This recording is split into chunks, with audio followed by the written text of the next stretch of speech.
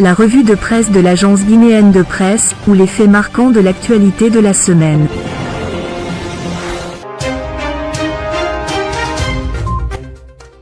Bonjour et bienvenue dans la revue de presse de l'AGP. Voici ce qui concentre l'essentiel de l'actualité cette semaine.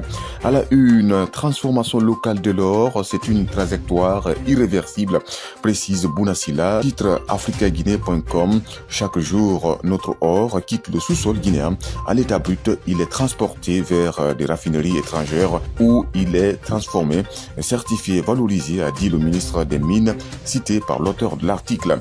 Pourquoi Mamadi Doumbouya veut-il mettre fin aux exportations d'or brut, s'interroge notre confrère convergencegn.com. Selon les autorités, cette politique vise à accroître la valeur ajoutée des ressources minières, à soutenir l'industrialisation du pays et à favoriser la création d'emplois. Mosaïque vient à la charge. Le président Doumbouya impose le raffinage local de l'or. Cette décision marque un tournant irréversible pour l'indépendance économique du pays devant les acteurs majeurs du secteur aurifère.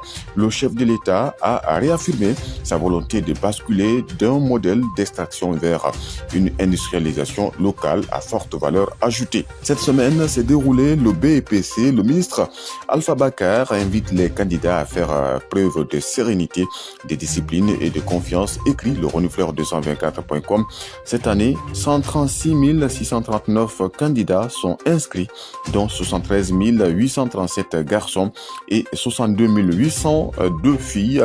Parmi eux, 46 805 candidats libres prendront part à cet examen. Il les a invités à aborder les épreuves avec calme, confiance et rigueur en s'appuyant sur les acquis de l'année scolaire, rapporte allureinfo.net.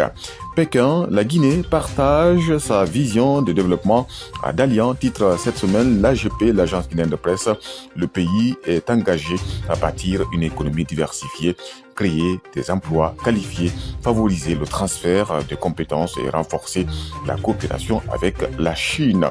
D'après Guinée News, les échanges ont notamment porté sur le développement de l'agro-industrie, le renforcement de la coopération minière ainsi que la promotion du bien-être social dans le cadre plus large du partenariat sino-africain et de l'initiative chinoise de la route de soie. Krief, le dossier de l'ex-PDS de Ratoma reporté au 29 juillet, titre Guinée News. L'examen du dossier mettant en cause Ahmed Sékou Traoré, ancien président de la délégation spéciale de Ratoma, et Mohamed Kamara, receveur communal, devra encore attendre, saisi d'une affaire portant sur un montant estimé à 32 milliards de francs guinéens.